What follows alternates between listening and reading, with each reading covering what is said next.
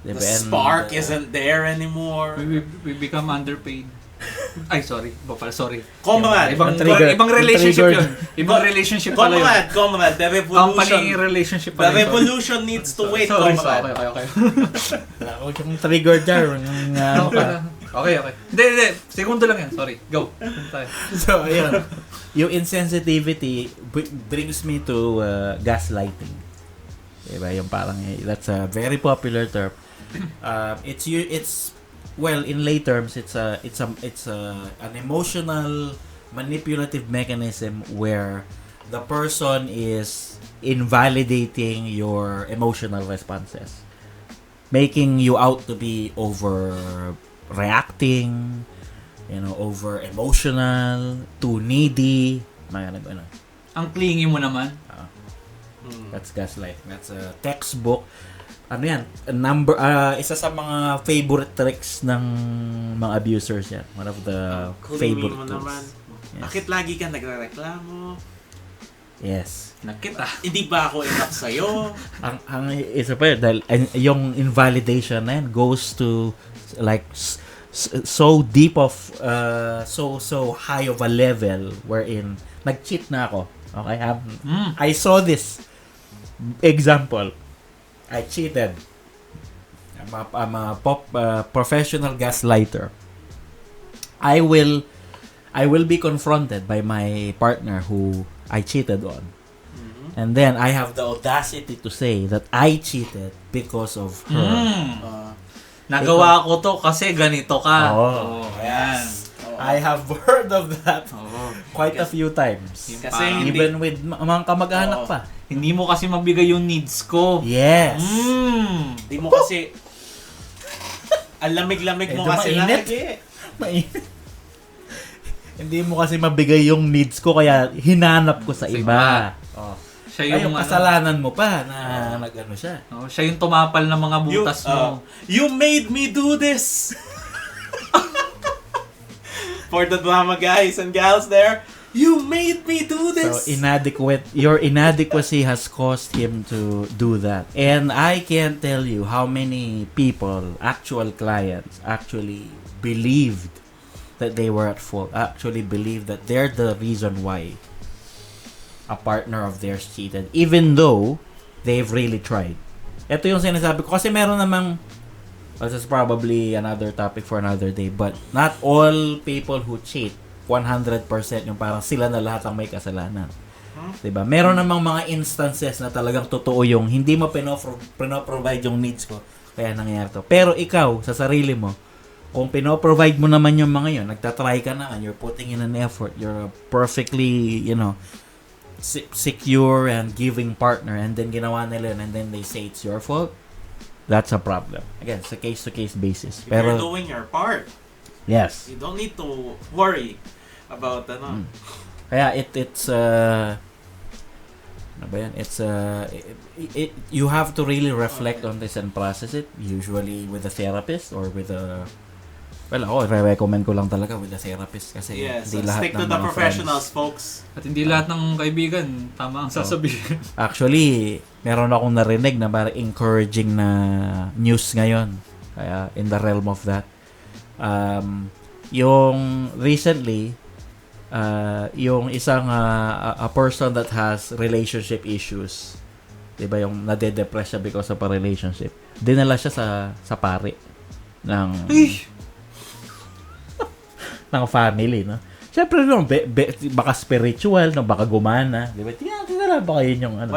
Why do I hear a mutual friend right now screaming and being angry right now? Relationship issues dadalhin sa depression din nila dun sa pare para yun nga, I don't know what they wanna do there. Pero, Exorcist. Exorcise the demons, no, yung dinala siya para and actually hindi ako nag-aano do sa family that did this. I wanna upload the priest do sa sinabi niya. And actually that's the parish priest of dito sa Magalang. Yes. Shout out na natin. So dinala sa kanya yon. Here's what he said. I can only offer spiritual guidance. Mental health advice should be from a professional psychologist. Oh, yeah. Hindi ko yan line. I cannot help you there. And that is just so refreshing to hear. Hindi sinampal yung mga ano, no? Yan ang maayos. Na kung lahat ng religious leader, ganyan. Oo. Di ba? Ay, Meron silang ano, pero kung ako, basbasang nakita eh. aware sila doon sa limitations ng Yes. kanilang abilities. Ang gandang pakinggan na meron palang mga ganyang mga Oo. religious leaders.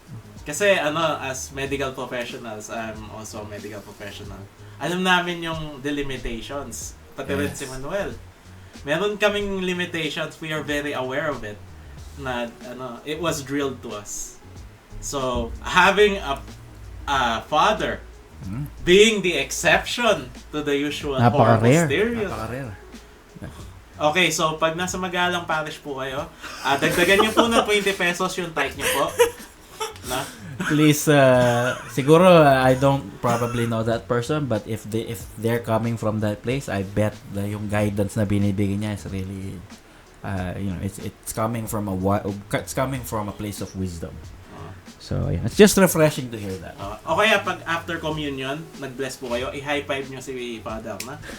Ayun. So, yun yung in terms of that, no? Insensitivity, so may mga, gaslighting, emotional manipulation, pang mga tactics yan. And after, ito yung pang isang technique na ginagamit, the profile na laging ginagamit. Na usong-uso sinasabi nila ngayon, love bombing. Ano? Hindi ko. Or affection bombing.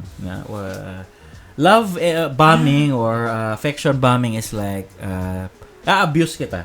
Hindi kita papansinin ng, I'm going to emotionally abuse you for a week. Let's just say. Hindi kita pinapansin, I'm verbally abusing you, and then, after that, I'm going to shower you with affection. Bibili kita ng mga mahal na gift, diba? I'm going to say all these sweet words to you. Magiging clingy ako. Oh, ipagkakanta ka na. I'm going to write you poems and stuff like that. Mga...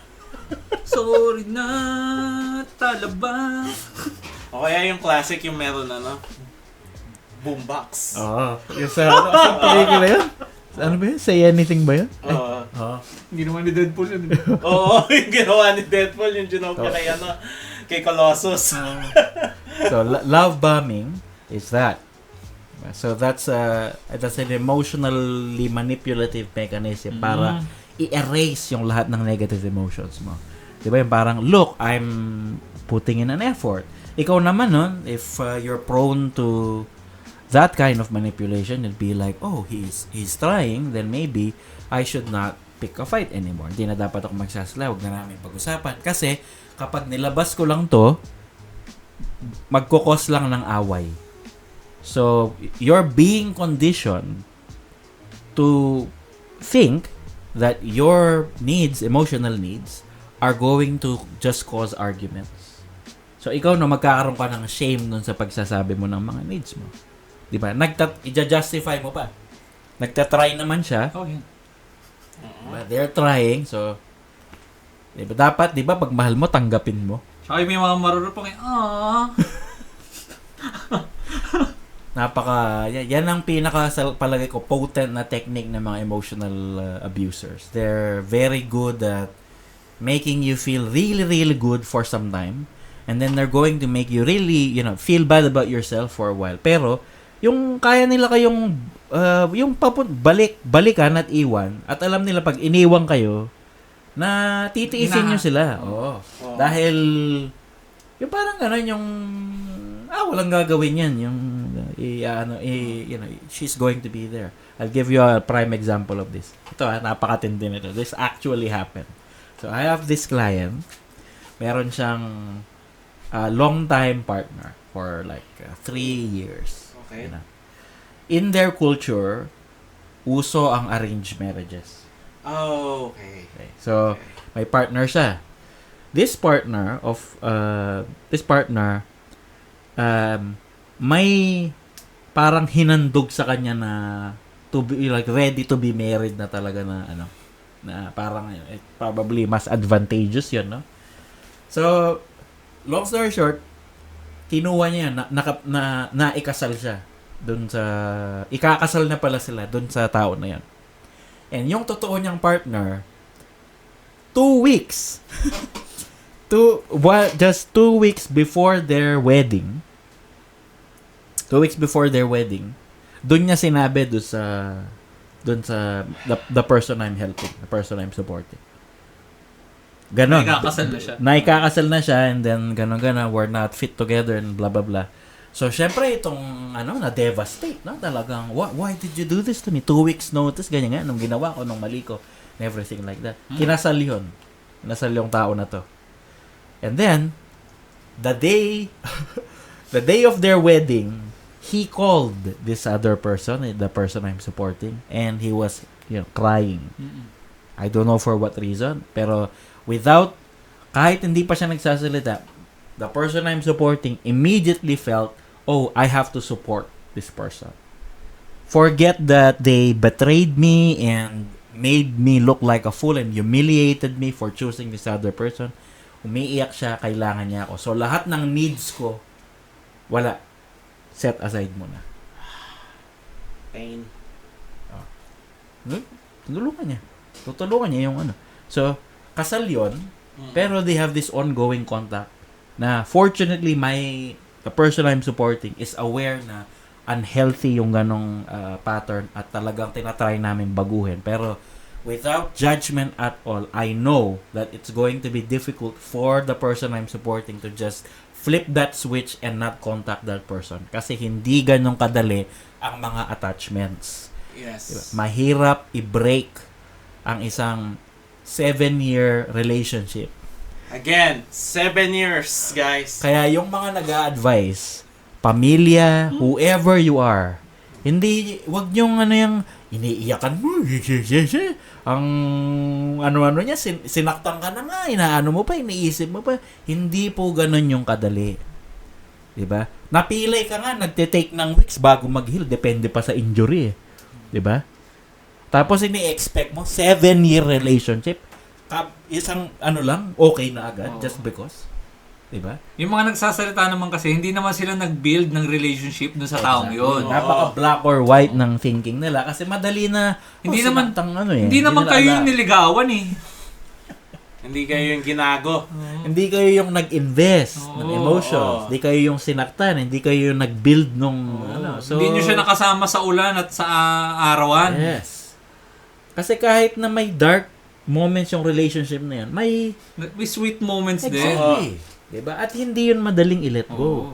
Ito pa minsan ang mga nanghuhusga. Sila mismo, alam mo, sila may problema. Yung sila mismo bad sa relationships. Pero ang galing nilang manghusga. Magpo-project sila doon eh. Parang ang ganda ng relationship din nila, no? Talagang all throughout sweet. Parang, dali lang niyan, ganyan. Pero sila mismo, ang dami nilang mga problema sa relationship. Dami nilang pasa. Pero ang dali kasing ang daling tignan yung pangit sa iba para hindi mo tignan yung pangit sa sarili mo. Ako, kasi dapat loyal ka, says platinum member ng isang strip club. Actually, totoo yun. May mga ganyan. Tapos meron pa akong naaalala ko. Platinum member? Ba't alam niya?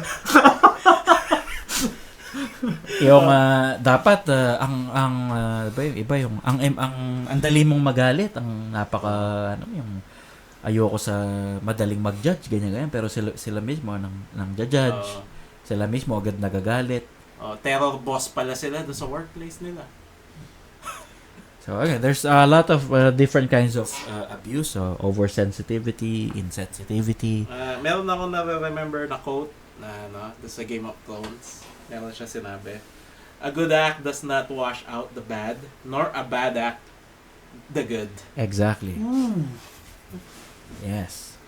Yun nga, yung the good moments don't exactly erase yung mga pain na nangyari, but at the same time, yung mga painful things that you've experienced, no matter how painful, won't automatically mean that, the good ones don't mean anything anymore. In fact, sometimes, unusual, yung isa pang trauma mechanism is that I'm just going to focus on the good things that are happening and I'm going to delude myself in thinking that the bad things are not happening. Talagang nagka-memory loss dyan. May gap sa memory nila. They don't have access to the bad memories. Ang lang is yung mga good. They buried all of that. To justify staying with the relationship. To justify being to stay in the relationship, because the pain of abandonment is just a lot scarier than the pain of being abused. It's the abuse that you know that you will stay The in. fear Ito, mas kaya ko to eh. Mas Yes. kaya ko to eh. Alam Na, ko to eh. kaysa sa mawala siya sa akin. Pero pag nawala siya, yung unknown na yan, like ang daming yung para no one loves me, I have no one to provide me with support, I have no one to this, wala akong kasama. Pero pag tinanong mo yung mga ganun, how about your friends? How about your family? How about yung ganyan? Yung isa pa, ito, ang key thing is, pag naghiwalay kami, I'm not going to feel important anymore. Sabi niya. It's one client of mine. I want to feel important. But you have friends and family and everybody in your life that provide you with support. Sabi ko nila, yes, I have those. So, why aren't you allowing them to give you that support? I don't wanna be a burden. There's a lot of things. Marami din silang mga problems and everything like that. So, you're telling me that you wanna feel important, but you are not allowing that these people that are perfectly nice and supportive, you're not allowing them to make you feel exactly the emotion that you want. Because you're afraid that you're going to be a burden. Laging tinatanong sa mga yan, if you reverse it, if your family member is going through something, will you treat them like they're a burden? Sabi nila, of course not. I love them. I will drop everything and I'm going to be with them. I will help them, support them, and everything like that. So why can't you do that and allow yourself to experience that? Why? Why is there a double standard? Wala na silang masasagot. That's the trauma and the abuse. Sometimes Those are the teaching them. wounds that just builds up throughout the years. Mga mechanisms yan, yung ang hirap tanggalin. So, It doesn't get fixed overnight, folks. yeah, it's a lot. There's a reason why we professionals exist. Kasi hindi mo yan mahihimay ng basta-basta na lang. It takes a lot of time to process something like that. And actually, isa sa mga isa sa mga great accomplishments, 'di ba, is actually yung helping you overcome your issues. Ako? If you kung mabibigay lang namin sa inyo yung description ni Bem 5 years ago, 5 years ago. totally different person. Okay, folks. Indescribably bad yung Okay. Ito na nga dumating na nga din siguro sa point na sinabi ng mga magulang niya na paano kami naging magkaibigan. Yun, which is naintindihan ko, doon nasaktan ako ng konti doon, not gonna lie. Pero sinabi ko rin, nga no. Paano nga ba yung yun. Okay, kung kailangan nyo ng exorcism, si Manuel. And I'm the devil here. A devil turned, recently turned. Parang, Ano yan? Anti-hero ang kumbaga. Kumbaga, in rest. Ang cool tignan. Sige. Anti-hero. May remnants ka ng demonic, pero you're trying to... he's a good guy with an edge. Yes. With horns. Good guy with horns. Horns can be cool, man. Don't worry. Yung mga iba-ibang types ng... Some of them, di ba? Pero marami pa yan. There's a lot of emotionally manipulative. Pero ang common theme niyan is they neglect your needs. They're not willing to communicate. They're very bad at communication. And they make you feel bad about your own emotions. So, ayun. And they don't take any responsibility. Don't take any blame. It's always someone else's fault. It's either their partner's fault, their parents' fault, their upbringing's fault. Usually, totoo naman, may trauma. May factor naman talaga ang trauma sa ganitong, with the behavior of abusers. But when they use it repeatedly to justify the abuse that they're doing, that's, yun na nagiging, diba yung, ginagawa kasi yung buhay ko before, ganyan. Diba? Alam na nila yung, kasi kapag aware ka na yun na nga pinanggalingan ng problema mo, tapos yung behavior mo, hindi mo pinapalitan, ginagawa mo pang justification, That's kind of a manipulation. Manipulative din yun, no? Yeah. So there's love bombing. There's yun nga yung affection bombing, yeah. Gaslighting, yan ang mga dapat na Saka yung tinatandaan. brutally honest, no? Brutally. Yun yung kaya sinabi mo na, ganito kasi ako eh. Ganito kasi ako eh, yung ano. So parang inano mo siya na, parang, ano bang tawag doon? Pinamukha mo na ito ka na, ito yung mga flaws ko, pero hindi ko ito babaguhin. Yes, Parang exactly. You accept me as I am. Oo. Parang gano'n. Ito na ako. hindi mo ako mababago. Ganun. That's a problem too. Manipulating. Hindi ka willing mag-adjust. Manipulative pa rin yun. Pero ano, parang inano mo siya na, ito ako, ito, ayan. Tapos ito. kapag nag-cheat ka nun, sinabi mo, sinabi Di ba ko sa'yo. sinabi ko to, ganun, ano. may ganun. It's like pinapass nila yung I responsibility. warned you! I warned you! Sinabi ko sa'yo, ganito ako, ganyan. Ano ko sa, may mga issues ako. Chick Di ba? boy ako eh. Nung nag-meet tayo eh. Diba? Kasalanan mo, kaya ako, binarningan kita. Oo. They don't take any responsibility. That's an abuse. They're passing on. They don't wanna take any responsibility. You signed up for this shit. So I think we're going to take a bit of a break and then we'll dissect yung isang ano naman yung nagko-cause for a person to be an abuser. You know, at yung mga factors and everything like that. Pupunta naman tayo sa mga side ng demonyo. Ano bang nangyari sa kanila? What Para motivates maintindihan them? natin. Oh, Yan what muna ang motivates profile. Ano nangyari? Ba't sila naging halimaw? Unlike them, we actually have empathy. So Yes. So we'll We need to, we empathize You with need the to demon. hear the demon department. kasi kailangan mo maintindihan yung You have pinag to empathize with them. you have to understand. As disgusting as they are. But then again, Para siguro makakatulong din to sa mga natin na siguro May pagkaganto may ako. reason pala. Oo, may pagkaganto. May reason pala kaya ginagawa niya to. Oo. Para hindi mo kasi marami sa mga victims ng abuse are like emotional abuse is like it's my fault. Diba yung pero hindi namin to binibigay na intindihin nyo sila. Kailangan nyo silang alagaan. Kailangan nyo silang intindihin. No, Professional help na sinasabi lang kailangan. namin kung saan nagmula. Knowing is half the battle, guys. Knowing is half the battle. Again, it's your decision to love me. You signed on the dotted line. But we need to figure them out more because there's a lot of history there, a lot of para mas maintindihan natin yung anatomy nila. So we can either help them or convince them that they need help. And para hindi tayo nag-take ng undeserved blame. Siguro is probably the important part there. So we'll see you in a bit.